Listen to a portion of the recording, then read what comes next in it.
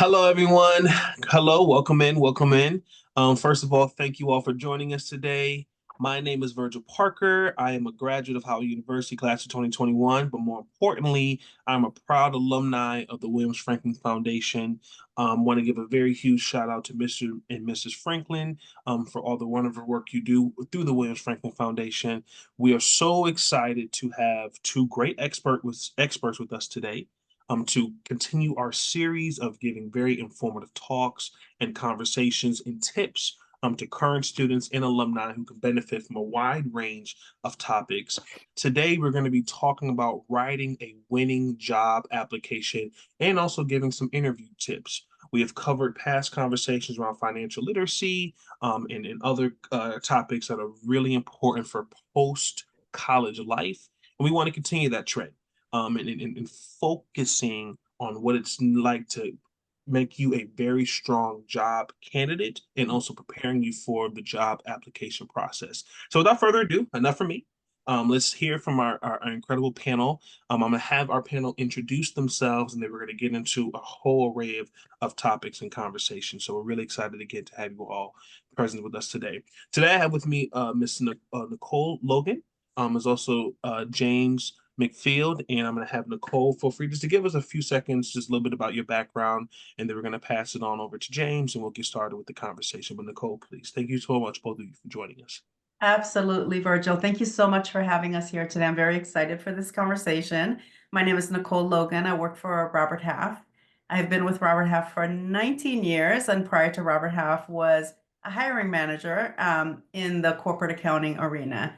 And so I have a lot of thoughts about interviewing and resumes. So I'm excited to share what I know and what I've done in the past to assist the students moving forward. So thank you for having me. Absolutely. Thank you, Nichole. Thank you for joining once again. James, please give us just a little bit of background about yourself. Thank you, Virgil. I'm always happy to partner with the Williams Franklin Foundation. My name's James McField. I am a director at Robert Half, working on 8 years here. Partner with Nichole on the finance and accounting side, as well as hiring for administrative, human resources, and other administrative capacities. We do a lot of hiring here in the local DMV area, have partnered with the Williams Franklin Foundation over the years, and we're excited for the conversation. So thanks for having us. Absolutely. Well, both again, thank you so much for this conversation. I know this is going to be really informative, not just to current students, but again to alums, both recent alum and some who've been removed from college for some years. We're dealing with a competitive job market almost all the time. I know that I've had to deal with the pressures of a competitive job market, and we want to understand what do we have to do to be strong candidates and how can we begin that preparation process.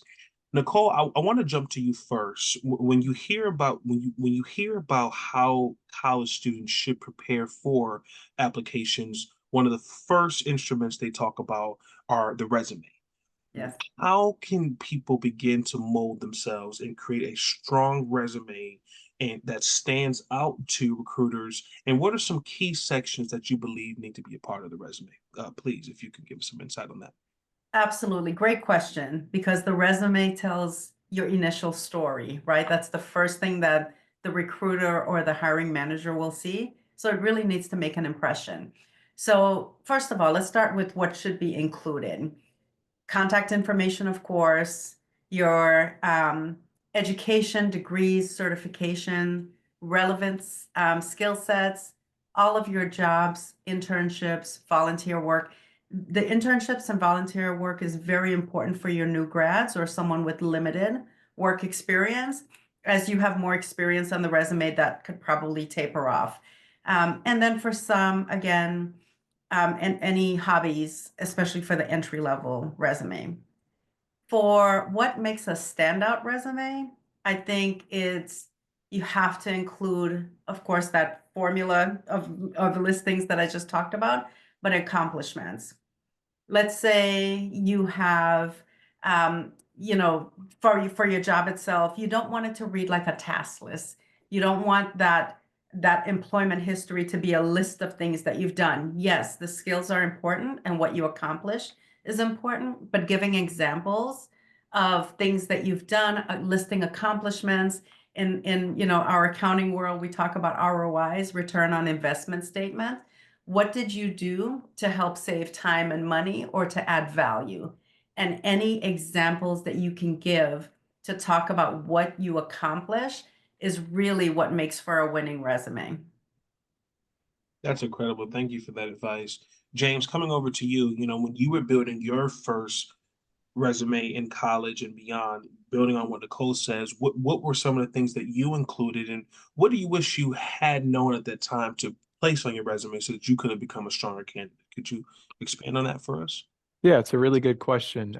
Before working at Robert Half, I came from a background in hospitality, had some internship experience, but my history in hospitality wasn't necessarily transferable, if you would think one to what we do every day.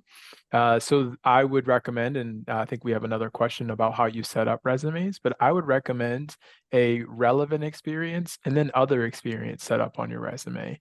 Because if you think about it, there's skills that you learn in other experience that can be transferable to different industries. The things I learned in the restaurant, I definitely use every single day in my job today. So I would say that's probably a recommendation that I give myself 8 years ago. And Nichole already touched on it. We are cut from the same cloth, so you're likely going to hear a lot of the same stuff from us. But ROI, at 22, if I was coming out of college and I knew what ROI was, I would definitely, have that in my resume. What can you do, or what have you done in your experience or projects that could possibly save a company time and or money? Absolutely. And James did allude to it, and I know they mentioned it in their introductions, but they are both colleagues, and they're going to give us some very well informed information that's going to sound similar, but it's great to have varying perspectives on this important topic around resume building and interview preparation. James, I'm going to come right back to you for a moment, then come to you, Nichole. But James, I want to come back to you on the next question you alluded to. It is about tailoring your resume. People apply from their major to different types of positions in different industries.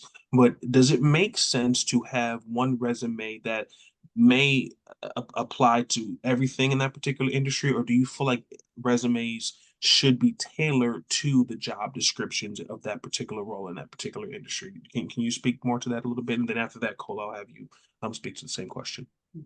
It's a great question, and I'll give you yes and no as the answer for this one. I firmly believe that as a entry level to mid-career professional, one solid resume is all you need. I would recommend tailoring a cover letter to particular job descriptions, and we can get into cover letters later. But the time spent tailoring a cover letter, can be used more effectively than trying to change your resume for each particular job. Now, the reason why I say yes is because it could be industry specific. The example I can give is in government contracting, the resumes there read a bit differently than they do in the private sector or in other industries. So if you are, crossing over industries, there might be a need there, but otherwise for entry level to mid-level, mid-career professionals, I think one very clean, solid resume will do. So, Nichole, can I ask you to input on that? And also, we're going to get to the conversation about a cover letter and want to get more specific advice how people can tailor their cover letters. But resume alone, when recruiters look at that first resume piece of paper, do they look for specific things that are outlined in the job description? Talk to us more about that. Yeah, and absolutely. I agree with everything James just said because it is a case by case, it depends on type of scenario, right? But I would say yes, tailor your resume, especially if you have a little bit of experience, entry level, whatever you can fit on there from entry level, we want you to do that because you want to give as much of yourself as possible. However, as you gain more experience in the workplace, the reason why tailoring your resume is so important because sometimes depending on who's reviewing that resume to be considered for the interview or for the second rounds of interview, they're looking for keywords. So it's really important to review the job description and see if there are things that you have experience with that is not included on the resume and include it. The tailoring of that resume to the job description when applicable and appropriate really makes a difference in terms of how quickly you are moved on to that next interview, then, the next step in the interview process.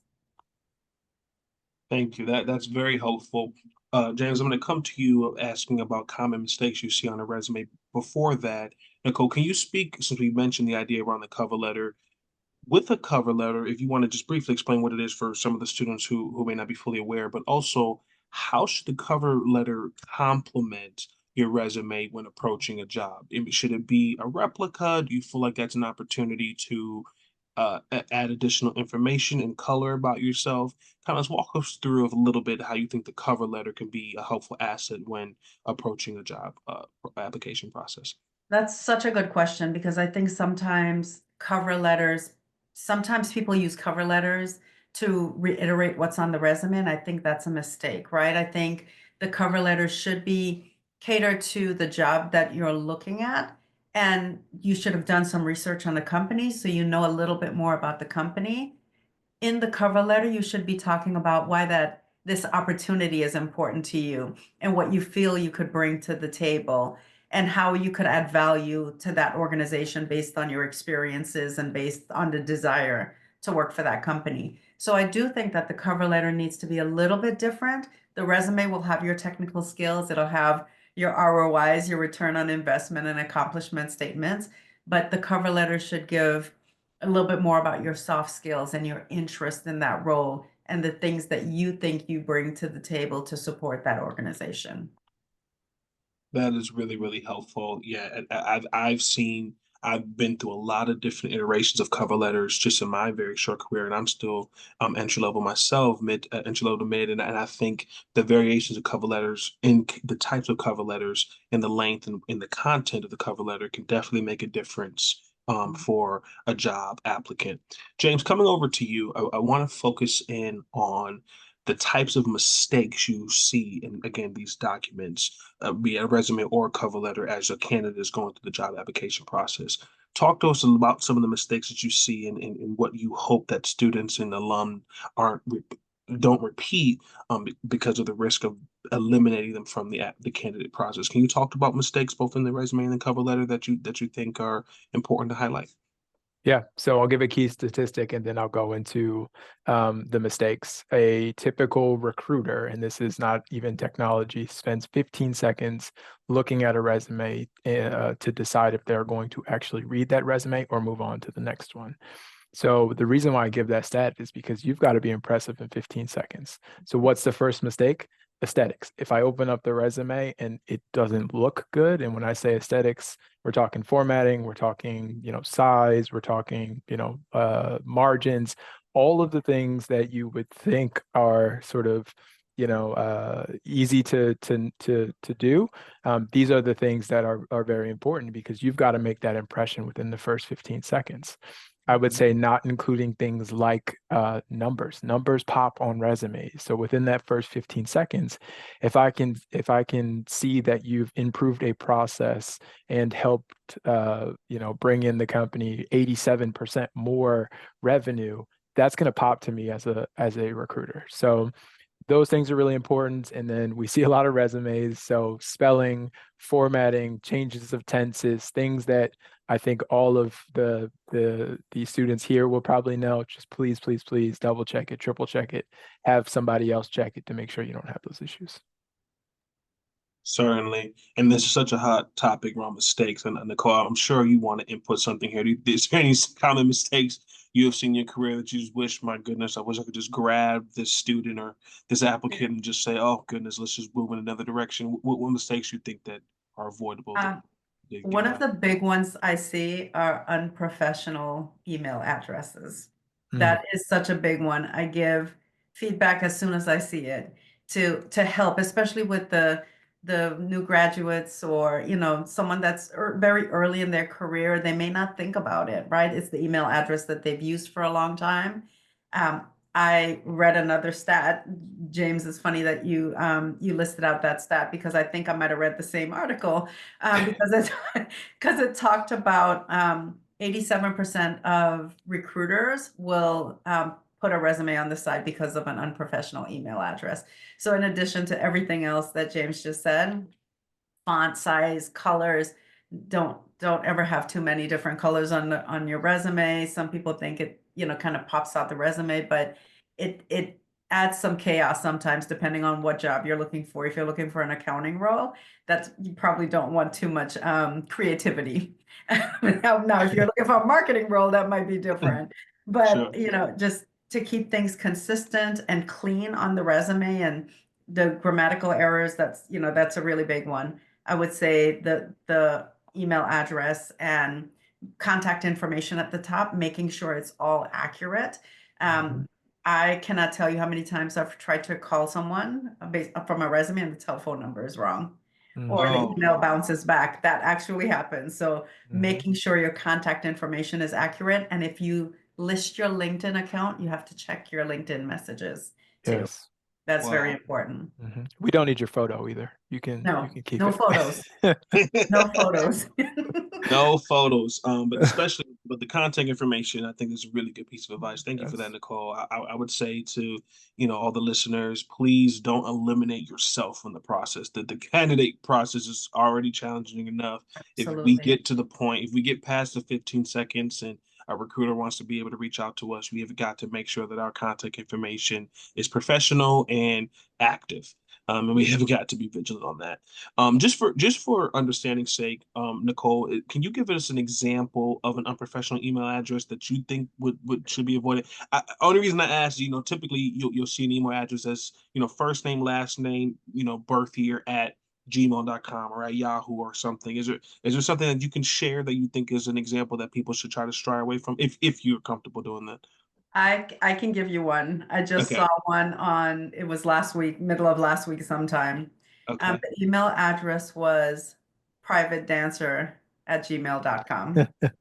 Wow. Okay. All right. So yeah, I think it's safe to say to stick to what first name, last name, and some Yeah. information like that just to kind of Mhm. identify yourself. Okay, that certainly makes sense. Thank you for that advice, Nichole.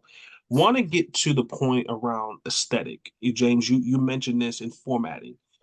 Typically on a resume, at the top you'll see the person's name, and then of course contact information, professional contact information, and then you'll go into maybe an objective statement. You would definitely want a category for your education and maybe GPA. Can you speak to that? What specific headline or headers did you want to see on a resume, and how the format should be pretty standard? Can you speak to more on the format side of things? Yeah, I think you hit it right on. I think there's always a question about an objective or a summary. I think these two things are interchangeable.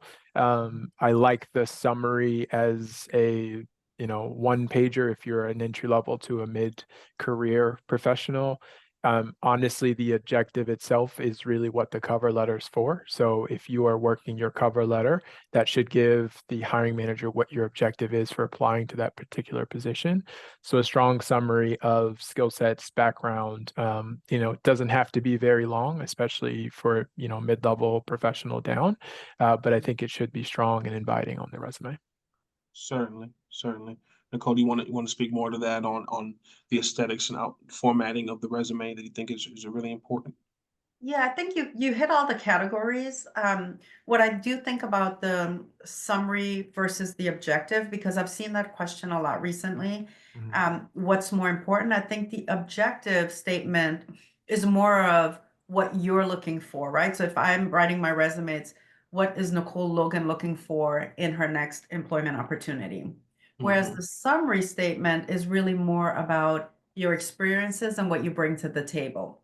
So I like seeing more of a summary statement, even if you have limited experience, because I want to know what you bring to the table. And whether it's from your internships, so the volunteer work that you've done, or projects that you've done with your classmates, or for someone that's a more seasoned professional or have a little bit of experience under their belt, to talk about where they've been most successful and what value they've added. Those are the things to me that really highlights, like James said, that the cover letter could be used a little bit more for the objective, to add the objective statement. I really think summary brings a lot more value to the resume itself. Sure. And what I've appreciated about Nichole and James, both of you, you've kind of spoken to how to highlight Mhm. internships, past jobs, achievements by Mhm. quantifying. Adding numbers stick out. If you were to produce, any amount of successes or outcomes, make sure those outcomes are standing out on the resume. Let me ask two more questions on resume, and then we can go into the interview side of the conversation. One, when it comes to numericals or any type of information, do you recommend bolding some of those texts so that can stand out? That's part one of the conversation or the question. And then part two, wanted to get into this very heated debate, even I had in college, about how long should the resume be? Is it one pages? Is it 2 pages? Is there enough space to put the references? So want to talk about that. Is it okay to bold certain information to send out to the recruiter? And should we stick information onto one page, or are we allowed to expand it to 2 pages? And if so, what should be allowed on that second page? James, you want to take a first stab at it? We can go, and then Nichole, I'll get to your perspective. Yeah, we'd be interested to know what Nichole says about bolding, but I don't think so. I don't think it's necessary. When I think aesthetics, I think bolding headers, I think bolding, university, I think bolding, a company that you worked for. That's all fine and dandy. But I think once you get into the body, I don't think there's need for bolding. Um, and then the second part of the question, references. I don't recommend putting references or submitting references with your resume, because you need to protect your references at all costs. References should be people that you know for a fact will speak highly of your time working and or in class together if you're doing peer-to-peer references. And so you want to protect those people, and you want to make sure that when you are submitting references, those folks are getting one call, possibly 2 calls if you're applying to different positions. So you don't want to put them out there. And then the last part of your question, I almost forgot it, but the length of the resume, entry level to mid-career professional, 1 page. And Okay. I think as long as you are, detailed enough in the work experience that you have, I think 1 page should suffice. Absolutely. Thank you for Yeah. that. Nichole, I'll go to you regarding, should you bolden information on the resume, and also how long should the resume be for entry level to mid-career professionals? Want to hear your thoughts on that. So I do differ a little bit with James on the bolding. And again, this is my accounting brain, right? Yep.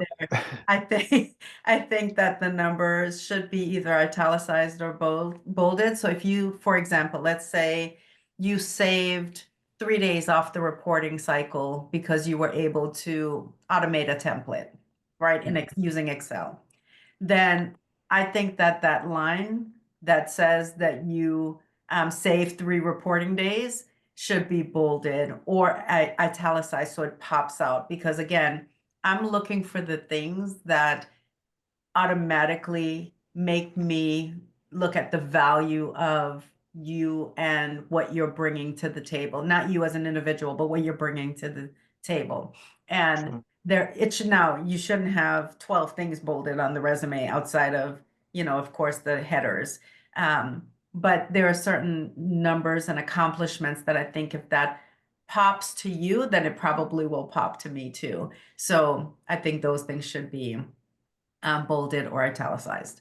Um, in terms of the length of the resume, so I see so many times where new grads or people with under a couple of years of experience try to stretch their resume, right, and have it be 2 pages. Don't do that. Make your resume concise, make it specific, make it in a way that you give all of the details, and not usually when it's too long with that limited experience, there's a lot of fluff and redundancy in there. And you don't want that in your resume. You want your resume to be clean. You want it to be succinct. You want it to say exactly what you can do and what you bring to the table. So I would say, if you have a couple of years of experience, you probably should be at 1 page. Now, as you start growing your career, yes, you are going to run into 2 pages. If you have, 5 to 7 years of experience, then I would expect it to fall into 2 pages at that point, right? You have more to say, you've done more, you've probably had more employers. So it really just depends on how much experience you have. But I do think once you start, you shouldn't cross over 2 pages. Even for the more Mhm. experienced folks, I think 2 pages is more than enough, because really once you start running into 3 and 4 pages, no one's reading the back end of your resume, to be honest with you. Sure. The last thing I'll say, and then we'll get into interviews. At what point does a resume be considered a CV? Can you speak to that a little bit, Nichole? Or I know CVs are typically longer. Yes. Yes. Yes, the CVs tend to be a little bit longer, sometimes a lot longer.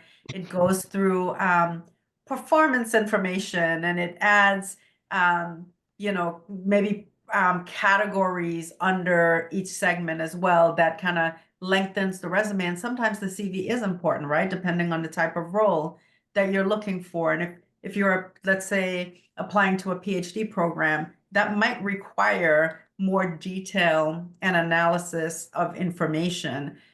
So it really depends, but I would say, when you're talking about a standard resume, keep the resume to 2 pages. Sure. Thank you. Thank you so much for that. So you've applied to the job, you've submitted your resume, you've submitted your cover letter, you've waited out the time, you finally get that call from the recruiter to have a first round interview. I'm curious, James, to start with you. What advice do you have outside of researching the company? What advice do you have for the applicant to prepare for the interview? And what do you wish you had known when you first started out on the interview scene in the job market? If you Yep. Great Yeah. question to start. Practice, uh, practice out loud, practice with a friend. There was a Super Bowl commercial, actually. I think it was Google Gemini or Google AI, where the person was walking around actually asking the AI to ask them an interview question. So, nowadays you can use that as a tool, practice in the mirror, just look at yourself or have someone else just give you, the confidence when you practice to go into that interview. I would then say, prepare. So the preparation is mapping out the commute if it's in person, and mapping out the commute during rush hour, not at 2 o'clock in the afternoon on a Tuesday when we know that on Wednesday morning the traffic's going to be worse. If it's a virtual interview, make sure your space is prepared. Make sure you call somebody on Zoom or whatever platform it is to make sure that your sound, your audio, like all of these things are very important before you get to the moment of the interview, because you'll have nerves. And if you have nerves and these things start to go awry, then you're immediately going to not perform as well in the interview. And then finally, I have to make a plug for getting fresh, right? You look good. What did Zion say? You look good, you feel good, you play good. Every time my bosses are in town, I got a fresh lineup. Every time I have a conference that I need to go to, I'm pulling out the fresh suits. Because honestly, I know I'm joking, but confidence in that space is going to make you perform so much better. So those would be my 3 things. Certainly. I mean, they say you're judged in the first 10 seconds, one by how you look, and then two by how you speak and what you say. So that I think is Exactly. very valuable advice. Nichole, I want to come to you, and any initial tips you have for someone who's in the first round interview process? Yeah, and I think when James say practice interviewing, practice. I tell people, record yourself. Have your friend or family member, a professor, have someone interview you and record it, right? Because you can hear how things flow off of the tongue, and you feel more confident and comfortable. The more you say it, the easier it comes out. And so practice. The other thing is, have questions and answers ready. The interviewer will likely ask some things that are very, kind of standard interview questions, right? Be prepared with those interview questions. Think about your skill set and how you can apply them, because the thing about the interviewer is trying to understand what you bring to the table. So a lot of the questions come back to similar answers. What did you do? How did you do it? What could you have done better? Those are kind of the standard theme, right, of interview questions. And then, of course, be prepared with behavioral questions as well, because I think that all of those things come together. But one other thing I wanted to add that James didn't talk about is know what's on your resume. So sometimes people have AI help them prepare their resume, or they have someone else help them prepare a resume, or they use a template. And in doing that, sometimes things end up on the resume, if you're not really careful, that you can't speak to. So someone asks you the question about that line on your resume, you should be able to respond to it. If you can't, or you stumble through it, my automatic thought is you didn't prepare your resume, or you Wow. didn't review your resume well enough. And that happens a lot because people are using AI to create their resumes these days. And there's nothing wrong with that. Use the technology to help you, right? We highly encourage that. But you still need the human touch. Review it. Make sure that that information is accurate, valid, current information that you want included and that you can speak to. Certainly. I'm going to come back to you, Nichole, to ask you more about some trending questions that you recommend people to prepare for. But before I get to that, I did want to comment on one thing that James said I should have mentioned before is being punctual to interviews. I think that's important. Do you think it's good to be about 15 minutes early, 5 minutes early, 10 minutes? They say arrive early to an interview to make sure you're prepared. What do you think is an appropriate amount of time to get to an interview early, to make sure that you're there and punctual? Nichole, do you want to speak to that? Sure. I think if you're going in person, you should be about 15 minutes early. Okay. Get there, make sure you're parked, make sure when you get into the lobby and you're waiting that you're relaxed and not hectic and not late and running and things are falling off your shoulder and you haven't put on your jacket yet. You Mm, want to give yourself time to be prepared. And that's part of being prepared, right? Is to be there on time so you can take a deep breath and you can be ready for that initial meet and greet. If it's sure. if it's virtual, then like James said, make sure you get on there early, make sure you test it, right? But then also get on there early enough to you can see what things look like. Make sure your camera didn't adjust from the last time you Mm, tested it. Make sure everything looks the way you want it to and that your background is clear and clean and all of those good things. So I would say 15 minutes in person, and I would say at a minimum 10 minutes on the virtual side. sure. And then, yeah, I'm gonna follow up with you, Nichole, on trending questions. And then, James, I would like for you to talk about trending questions. Any example of trending questions that you hear about that you think a student should be prepared for? Yeah, so I think some of the questions I know that I ask and I hear often, questions like if I spoke to your previous employer or professors, what would they say about you? What are your greatest accomplishments in Mm, your, current or last position or in your employment history, internship or projects or whatever you do, your volunteer, whatever it is that you have on that resume to talk about what you feel are your greatest accomplishments. Feels good. That's the one time you have to kind of brag on yourself a little bit, right?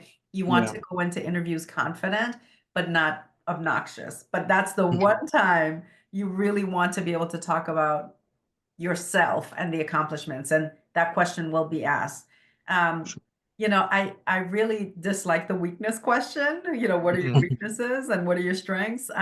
Because I do prefer more behavioral questions, but those are common questions, and you want to be prepared with one or two things. You don't want a list of 10 of strengths, right? You want one or two things, maybe three of the strengths, and then maybe one area for development that you're going to talk about Yes, as the weakness. I like to say areas for development. I think we all have that room and sure. opportunity to grow. Why do you want to work for the company? That's always a big one. Why are you interested in my organization? Why are you interested in this role? I think that's a really important question. And one big one for me, because again, it's the accountant brain, right? How do you organize yourself and manage deadlines to ensure you meet and exceed those expectations? So being Sure. able to talk about how you prioritize, I would say those are the most common themes of questions that you'll hear. Thank you. Thank you, James. I'm going to come to you now to talk about training questions, but also ask you how can candidates prepare for specific technical questions and more case-based questions that are relevant to their industry. I can tell you from a behavior standpoint, I'll just make this comment. One question that's always stepped me is, can you tell me three of your weaknesses? I don't know Mm, why I have tried to prepare for that question in every type of interview, but it's it's harder than you think to find deficits about yourself. I know that I have plenty of shortcomings, but we're trained to put your best foot forward in front of the recruiter and give them a reason why you are a shining example and you should win out over this whole plethora of other candidates. So you're like, I don't want to say something that's going to say, okay, we have to back away from this candidate. But they also want to feel that you're well thought out, and if they're going to invest in you, that you have room where they can grow, particularly if you plan on having a long-term career at that particular company. So I definitely recommend to those listening to practice that particular question, because I've gotten it multiple times in different interviews. But James, please tell us more about trending questions that you think people should be prepared for, and how can they also prepare for more technical and case-based questions. Yeah, I have to hit on the strengths versus weaknesses part first. It's my Stephen A moment. I absolutely hate that question. I think as an interviewer, it's lazy and it doesn't set the interviewee up for success. But as an interviewee, I learned recently about your superpower. Double down on your superpower. So whatever your strength is, let's lead with that and let's double down on that. And then Nichole hit on it as well. But let's talk about areas of opportunity rather than weakness. We don't ever want to depict ourselves as weak, but we want to depict ourselves as learners and people available and interested in growth, right? So if the three of us were interviewing, I'd say, you know what? My superpower is my work ethic and my preparation. My area of opportunity is I don't know how to stop. I don't know when to stop, and I don't know how, what it looks like to stop. Now, if we do it that way, that's not a weakness, right? To a manager or to possibly a potential hiring manager, you might want to work with me on work-life balance or time management, but those are skills that we should be developing, not so much talking about weaknesses. So I would just sort of think about your areas of opportunity. You can get that from colleagues, you can get that from teachers, you can get that from coaches or mentors, and that's an introspective thing that you can do as well.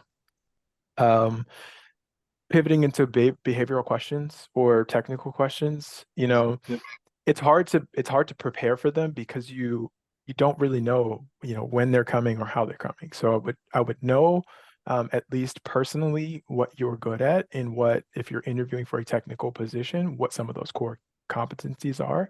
But if you're in that moment and you get stuck and you don't know how to answer, work through it.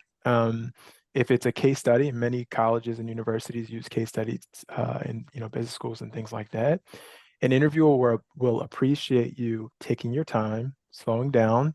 That's a great question, and work through it with out loud, because that shows your ability to work through a situation or solve an issue, and not just have a quick answer that's not the right answer. And if you don't end up with the right answer, work through it, finish up, and then maybe you follow up with a thank you letter that says, you know what, I was actually thinking some more about that technical question.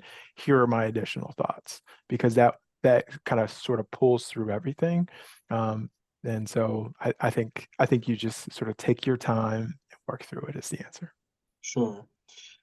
We're coming up on the last few minutes here, but there's just three more questions I think we must get to. One of which is red flags. Nichole, I want to come to you on this one.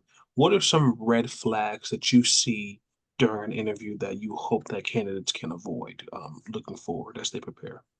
Yeah, I think James talked about the first one, right? That pops into my mind, which is be prepared and be on time.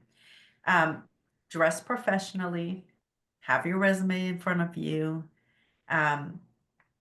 Don't say negative things about your previous employer. Sometimes it might have been a terrible experience. I get it. I get it. You want to explain why you don't want to be there anymore or why you're not there anymore.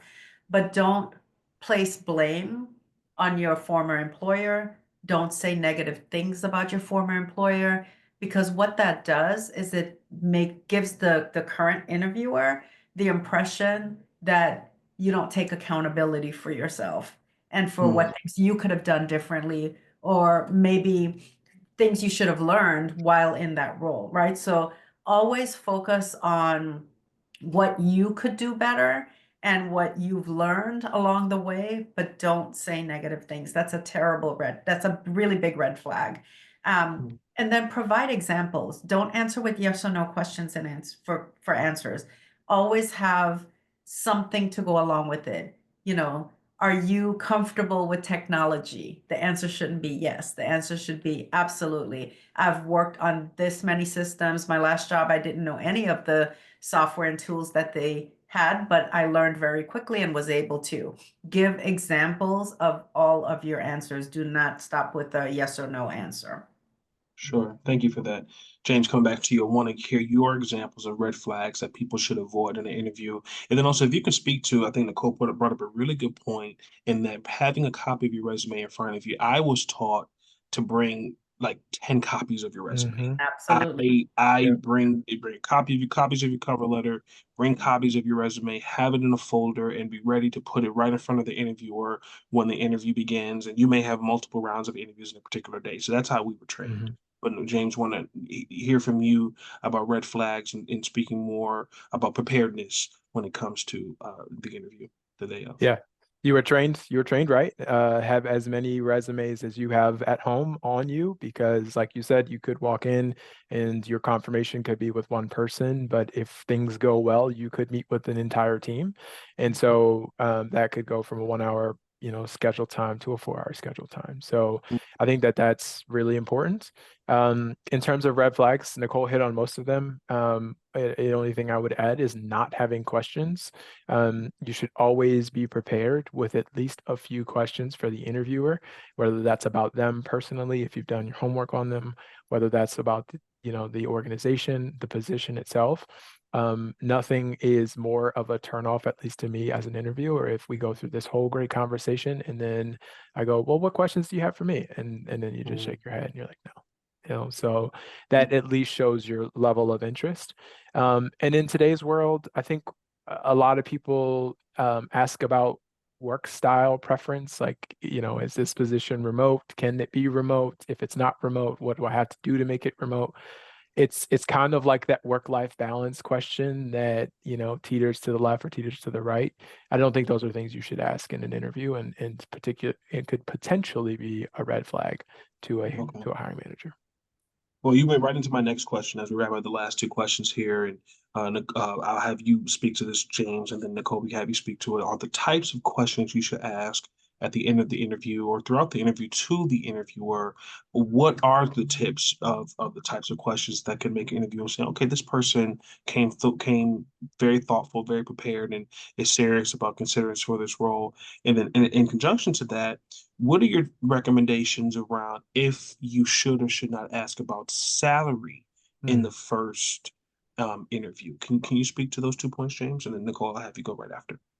Yeah, in terms of good questions, I think asking about growth within an organization and within a position shows proactiveness, shows that you're interested. So that's usually my go-to.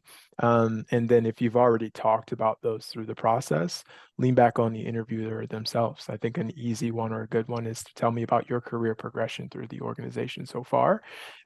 People love to talk about themselves, right? So if you ask that one, you'll get someone open them up, and they'll likely, feel great about talking about themselves.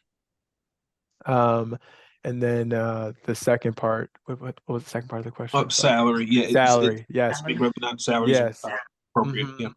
So there are new wage laws in the DC metro area, and you might have students in other areas where salaries have to actually be posted for all open positions.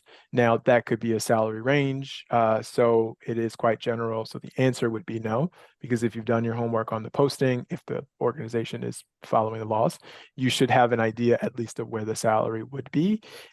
So I would say stay away from salary conversations, at least in the first conversation. Okay.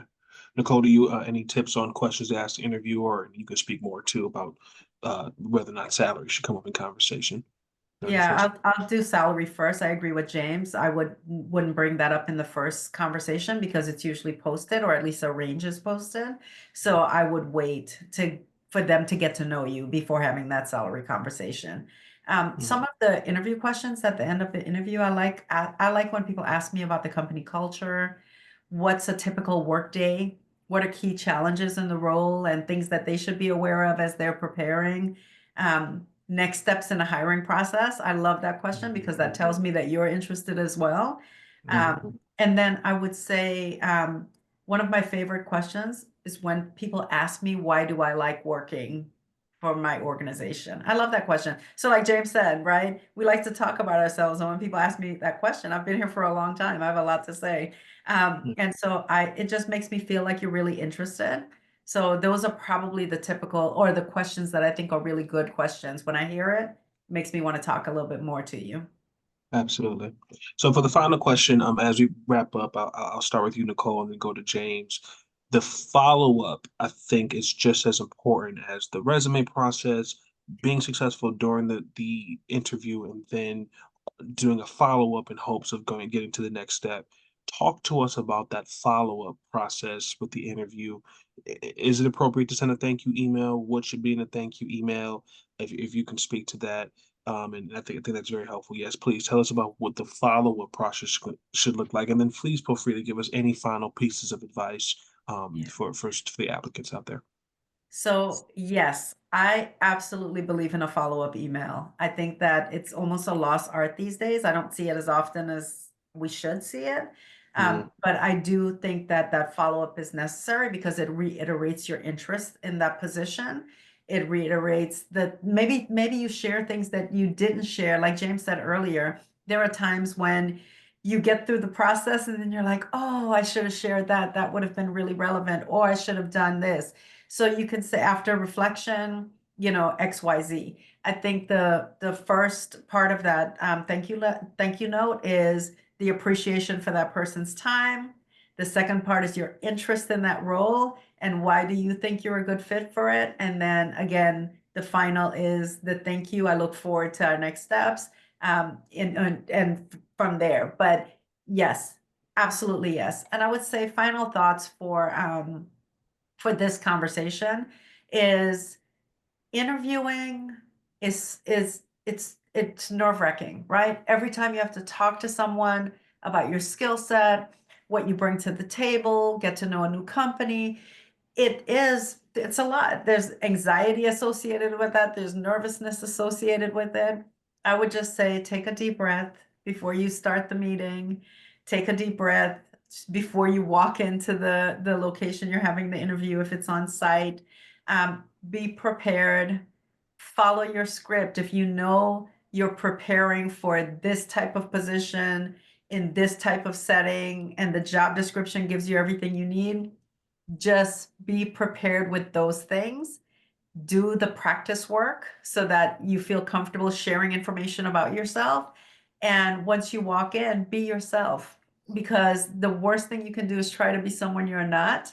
When you're interviewing for a role, they'll get to know who you are, right? So be yourself, be kind, be upfront, share, ask good questions, and thank everyone for their time when you're finished, because it took your time and it took their time, right? Everyone put some effort into having that conversation. So Sure. be prepared, be thankful, take a deep breath, and you're good. You know yourself better than anyone else. Just share who you are, and that will get you to the Yes. right role. Thank you, Nichole. That's very, very helpful. Thank you so much. James, turning over to you, any tips on the follow-up process, be the thank you email or any other type of engagement, and then any final pieces of advice that you have for this entire conversation to the potential applicants out there, please. Yeah, I think Nichole covered the follow-up email or follow-up in general. It is necessary, and I think summarizing why you're a good fit for the position, hitting on some points that you possibly missed. Go back to the technical question if there was any additional points to add there. I think that's all really, really important. And final thoughts for me, I do a lot of running, and one thing that's transferable in running than it is to interviewing and trying to land a job is when you step up to the starting line. You've already done a lot of training, but there's two things that are very, very important. The first is visualization. See yourself crossing the finish line. In this example, see yourself in that interview sitting across from Virgil and just knocking it out of the park, right? The second is loving yourself no matter what happens. If you can start at the starting line and you can say to yourself, I've trained, I've done what I need to do to get here. I know my resume. I know the points that I need to hit. Whatever happens, happens. I'm still going to love myself afterwards. That way you'll feel more confident. You'll have less nerves, and you'll go in there, you'll knock it out of the park. So those are Thank you. my sort of parting words. Thank you. Thank you. This has been an incredible conversation. I want to give a very, very sincere thank you to Mr. and Mrs. Franklin, the Williams Franklin Foundation, Desiree, and everyone who was a part of organizing this conversation. And I want to thank our audience. Thank you for those who are interested in the application process and learning more about the application process, I should say. And thank you for the wonderful advice given both by Nichole and James. You both were very, very helpful and insightful. As Nichole said, as James alluded to, you got this. There's so much you can do to prepare. Practice makes perfect. You should most certainly work with someone who can help you either with your interview preparation, put another set of eyes on your resume, and definitely for each of your universities. I know at Howard there is a career center. Please talk to more professionals who can give some very valuable insight about the application process, and realize that you're not the only one who feels that it is daunting, but there is a role or multiple roles out there for you. And we hope that you're able to work your way through that offer and get an opportunity to start your careers or continue your careers very successfully. With that, we've come to a conclusion. And again, I want to thank you all so much for being a part of this wonderful, wonderful workshop. Thank you. Thank you, Nichole. Thank Thank you. you. Thanks.